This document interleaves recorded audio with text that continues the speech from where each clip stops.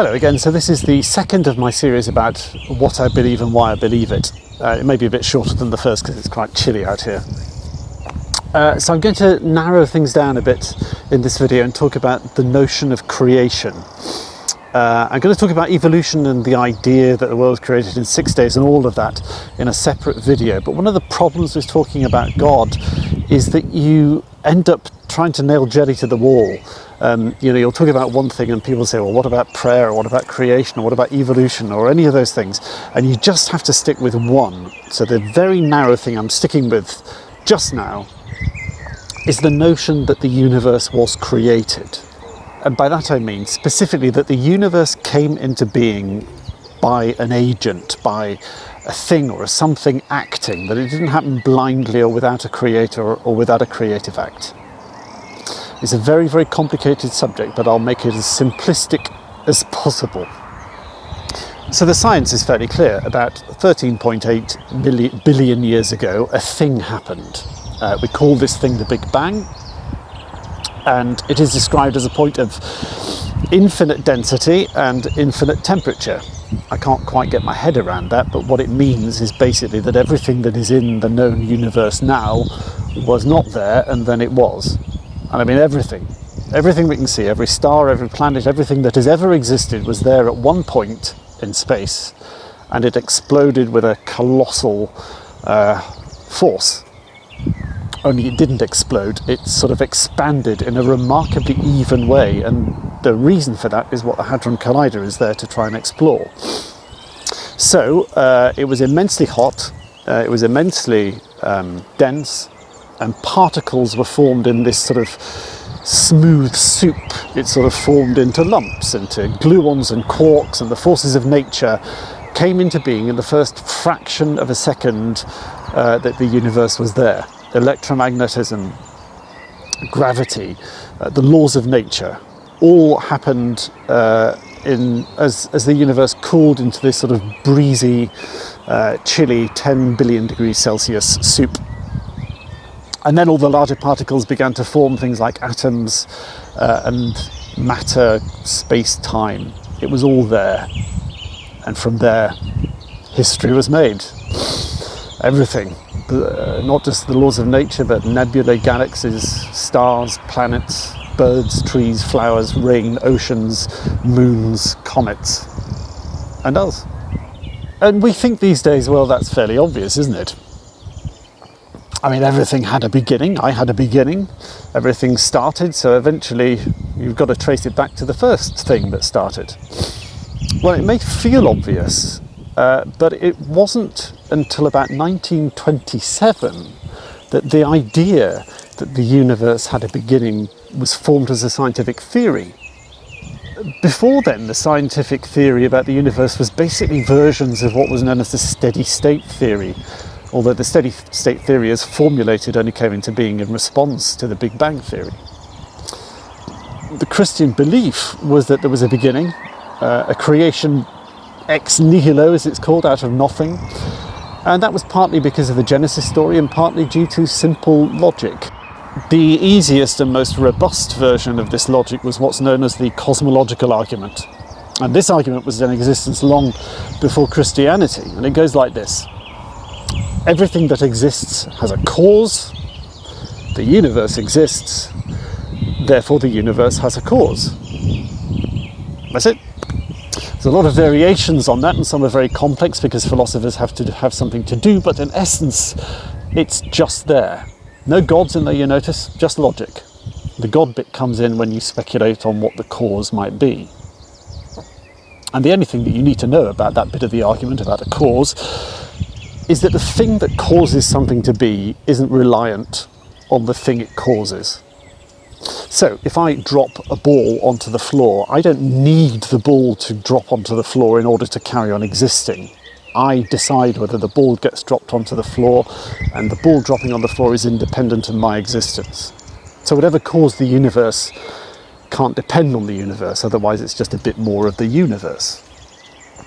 So whatever caused the universe cannot be dependent on space and time and the laws of nature, because The universe was the creation of those things, so whatever created it had to be independent of those things, had to be independent of space and time and the laws of nature. And it doesn't create an enormous leap to think that possibly the most logical cause for the universe was something which was spaceless, timeless, and independent of the laws of nature, which is pretty close to the beginnings of a definition of God. Now, nobody knows what created the Big Bang. It could have been nothing, I suppose, or it could have been the great mystical dance of the flying pink elephants of the land of Muha. We can't know anything beyond the event horizon that is the Big Bang. And for me, the thing that really caused my atheism to suffer its first major blow was not that the universe was created, but that it was explicable. There's no reason why the universe needs to be consistent. There's no reasons why the laws of nature here need to be the same as another part of the universe, but they are. There's no reason why these laws that came into existence needed to be constant. But we call them laws because they are constant. The laws that create the universe are so consistent and so perfect in many ways, is that scientists can sometimes call it the Goldilocks enigma, or the fine-tuning argument, why the universe just seems to be right.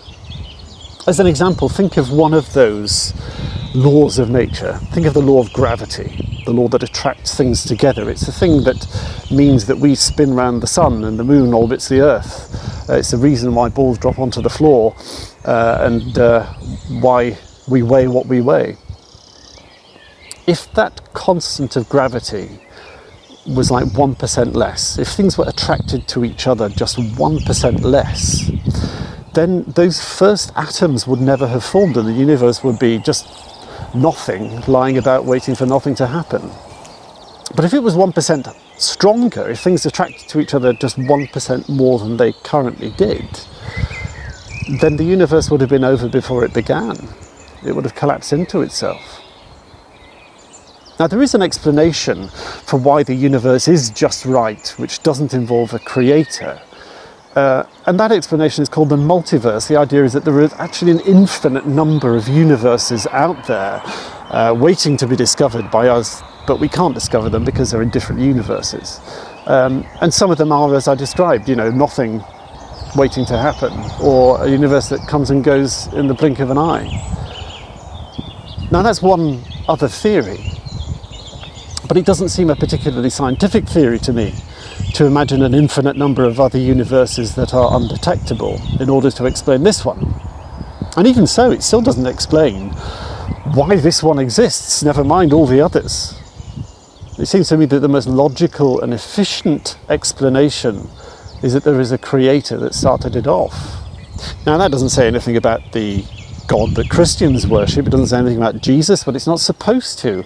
It's just talking about logic. It's not belief. It's simple logic to me, to the extent that in order to find an alternative to the beginning of the universe, you have to be motivated by a belief that there isn't a God in order to find one. The most logical explanation for the beginning of the universe is that it was started by a creator. But there's a lot of investment into the idea that there is no creator in some scientific circles. And I think we have to explore that just a bit here, because this is the beginning of the debate that we're going to need to have about science and religion. And this really isn't about science versus religion, or versus the idea of God. It's about some specific scientists who have a belief in no God. We'll discuss that more when we discuss evolution, but we can make a start on that now. Because the Big Bang theory was first formulated in the 1920s by an astronomer called Georges Lemaitre.